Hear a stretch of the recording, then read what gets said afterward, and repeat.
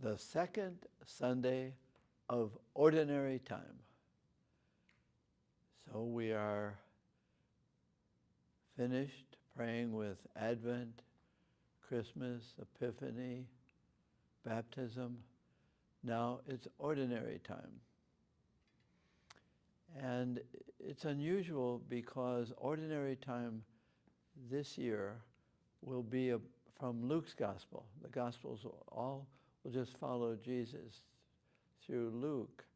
But John, the church inserts the second chapter of John for today's Gospel, almost as an introduction to Luke, though Luke was written maybe 60 years before.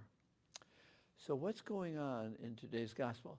The first reading, of course, is really beautiful from Isaiah 62. Very beautiful. I will change your name. You, Jerusalem, you, Zion, you will no longer be desolate, unproductive. You will be espoused, and I will crown you. My delight will be with you. I will search for you and find you. So it's a reconstruction of the dignity and royalty that Isaiah promises to the people about the New Jerusalem. The Gospel is from John's wedding feast at Cana, which is really unusual because you can say what you want, but it has nothing to do with what we would call the sacrament of marriage or wedding or married life. Nothing to do with that. That's not John's intent. There's a symbolism. And I encourage you, if you are so interested in, it's going to be very helpful to understand today's Gospel if you could spend some time in the first chapter of Genesis, because they go together. There's a lot of Genesis in John. So in the first chapter, today's second chapter, the first chapter is Jesus as light. It's daytime, and it's Jesus saying, come and see. And the first thing in Genesis is the creation of light.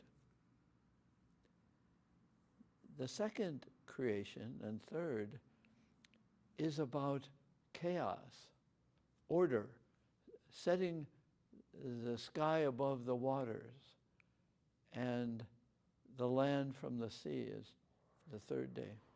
So there's creation going on, and it takes 6 days in Genesis. So now we have the very first story in John's Gospel, the real first sign, he calls it, is they have no wine. It's a social chaos, which is very important for John.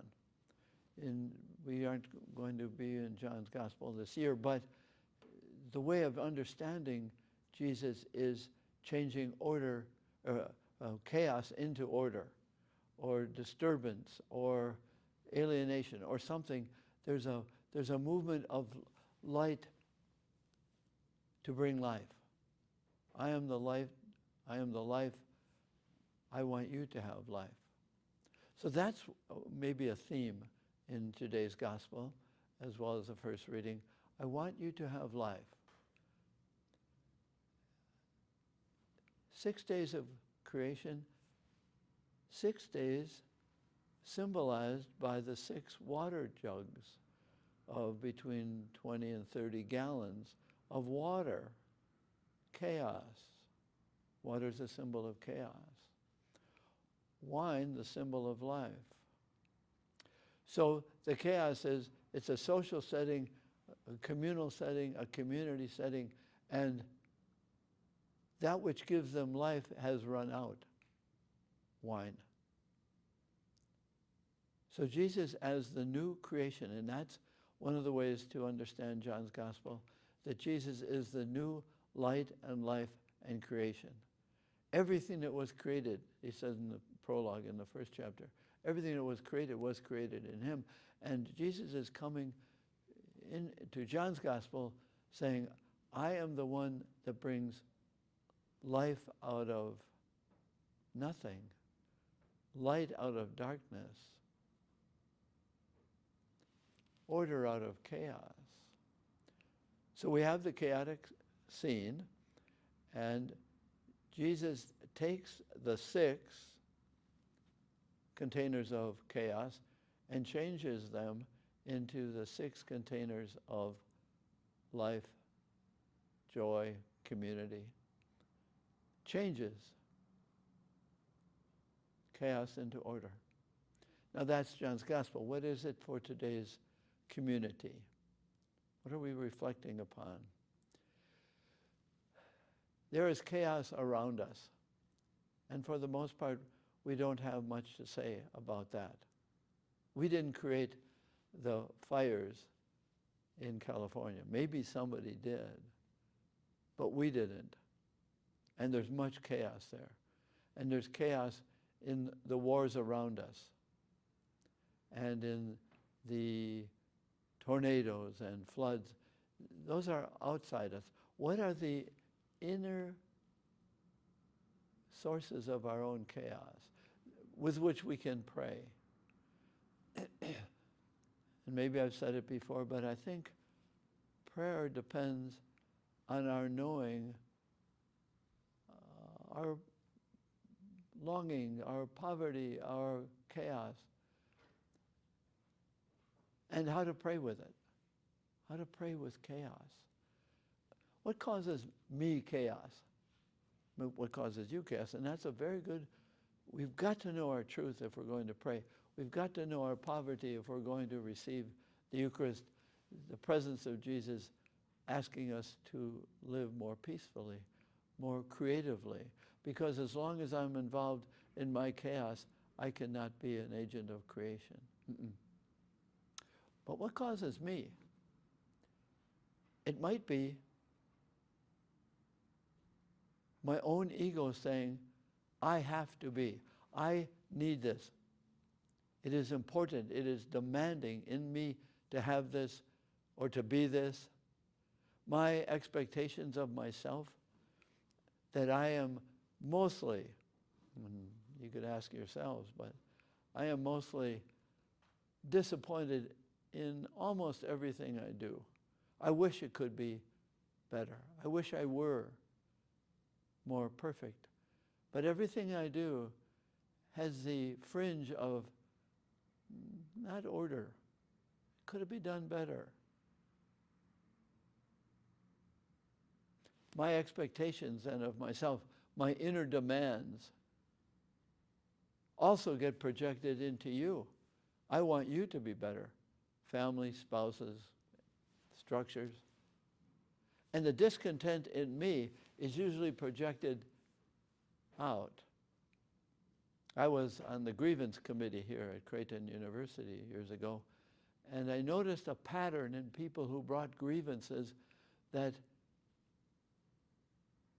once I got to know who was doing the grieving, I got to experience them in being disappointed in themselves, and so they projected that and caused chaos. But the chaos was in themselves, their expectations of themselves, their negativity about themselves, and it's easy to project that outside. There's nothing inside peaceful, and I don't want any peacefulness around me. I want the chaos to continue. Maybe that's an exaggeration, but it's very prayerful